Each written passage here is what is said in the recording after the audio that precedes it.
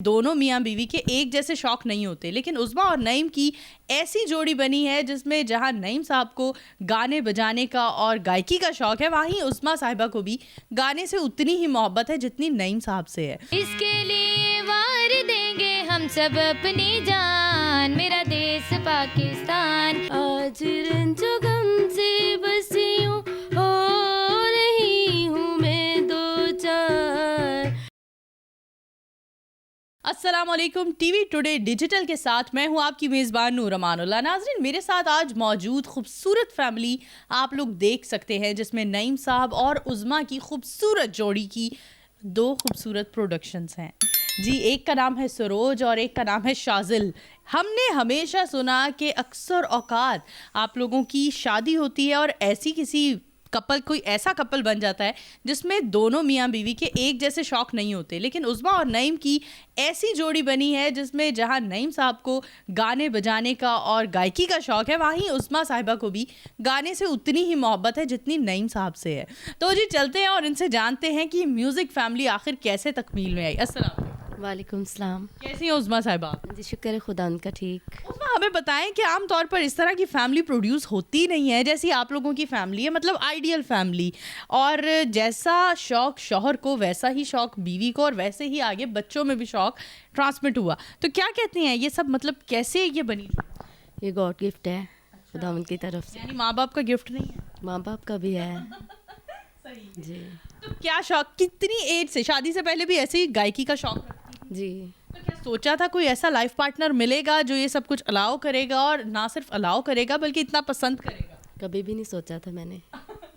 नईम साहब, आप क्या सोचते हैं? आपने सोचा था कि ऐसी कोई वाइफ मिलेगी जो ना सिर्फ आपसे इतनी मोहब्बत करेगी बल्कि आपके शौक से भी इतनी मोहब्बत करेगी? नहीं, ये तो बिल्कुल ख्याल नहीं था कि ऐसे होगा, लेकिन ये बस खुदा का फजल है कि जो खुदा ने ये ब्लड रिलेशन को आगे बढ़ाया।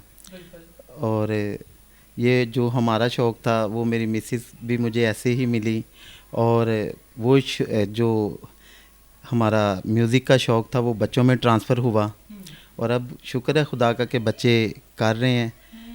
और तो अच्छा, आम तौर पर हम इनकी बेटी सरोज से बात करते हैं। सरोज, आम तौर पर जिन बच्चियों को म्यूज़िक का शौक़ होता है उनके पेरेंट्स अलाउ नहीं करते, लेकिन आपके तो पेरेंट्स ही माशाल्लाह इतने बारीक, इतने सुरीले लोग हैं, तो वो भी आपको अलाउ करते हैं। क्या सोचती हो, कितना ज़्यादा खुशकिस्मत पाती हो खुद को? जी, मैं सोचती हूँ बहुत खुशकिस्मत हूँ मैं, और जिन बच्चों के पास टैलेंट है उनके पेरेंट्स को यही कहूँगी कि आप उन्हें भी सपोर्ट करें, और आज मैं मामा पापा की सपोर्ट से यहाँ तक हूँ। बिल्कुल जी। शाज़िल, आप क्योंकि तबला प्लेयर हो, तो किस एज में वालिद साहब ने आपको तबला बजाना सिखाना शुरू कर दिया? 5-6 साल की उम्र में। वाह, आप तो बब्बी लहरी साहब के नक्शे कदम पर चल रहे हो। आने वाले दौर में कहाँ देखते हो अपने आप को? क्या ख्वाब सजाए हो मैं फ्यूचर से रिलेट करके? मैं यही कहना चाहता हूँ कि मैं बड़ा होकर तबला बजाऊँ और बड़ी जगह पे जाऊँ। बड़ी जगह पर जाऊं? भाई, अभी भी आप बहुत बड़ी जगह पे एडे बड़े सोफे पे बैठे हो, और कितनी बड़ी जगह से बैठा है। चलिए जी, कुछ ऐसे बच्चे होते हैं जिनकी जुबान नहीं चलती और ना दे हाथ तबले ते ही चल देने, और कुछ ऐसी लड़कियां होती हैं जो बड़ी शर्मीली और मासूम सी लगती है, लेकिन जब हारमोनियम प्ले करने की तरफ आती हैं तो उन जैसा हारमोनियम कोई प्ले नहीं करता। तो बिला तमहीद चलते हैं आप लोगों की परफॉर्मेंस की तरफ। एक नेशनल सॉन्ग सुनते हैं आप लोगों से जो इन्हीं के ही लिरिक्स पर मबनी है। तो जी, एक परफॉर्मेंस की तरफ मूव करेंगे हम।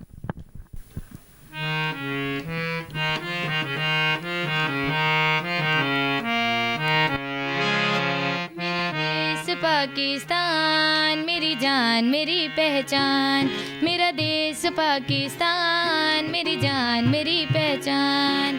इसके लिए वार देंगे हम सब अपनी जान, मेरा देश पाकिस्तान मेरी जान मेरी पहचान, मेरा देश पाकिस्तान मेरी जान मेरी पहचान।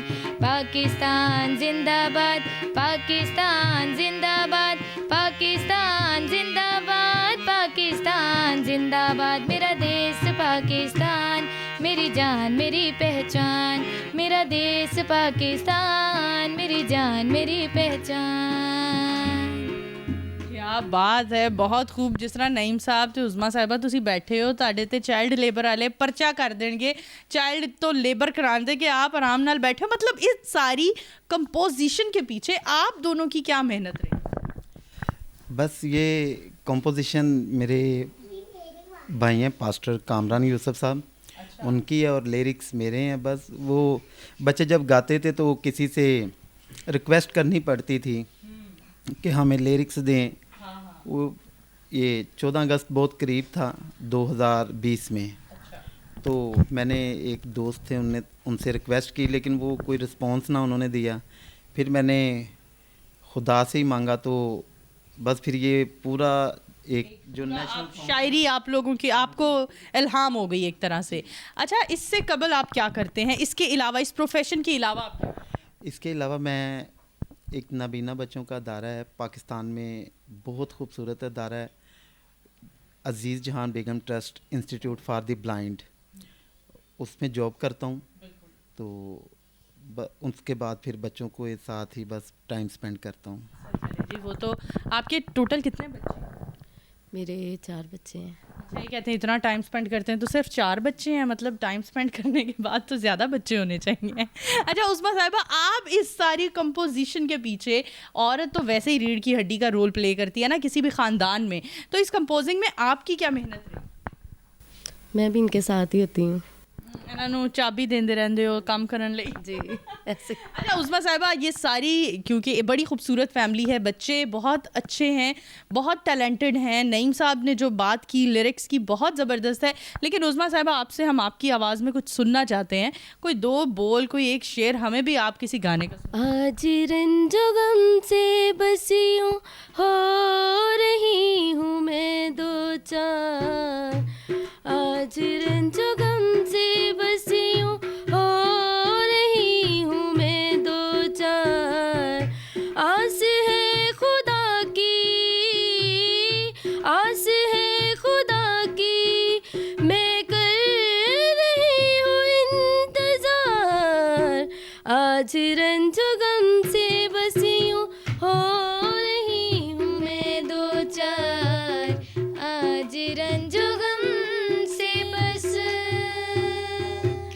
जब खुदा का रूबरू कलाम होगा मेरे साथ, पहुँच कर के अश्क मेरे वो थाम लेगा मेरे हाथ, जब खुदा का रूबरू कलाम होगा मेरे साथ, पहुँच कर के अश्क मेरे वो थाम लेगा मेरे हाथ, खुदा ने ऐसी ऐसी चीज इब्तिदा से खल्क कर, खुदा ने ऐसी ऐसी चीज इब्तिदा से खल्क कर, अपने बंदों के लिए बाहिश्त में सजाई है, आस है खुदा की, आस है खुदा की, मैं कर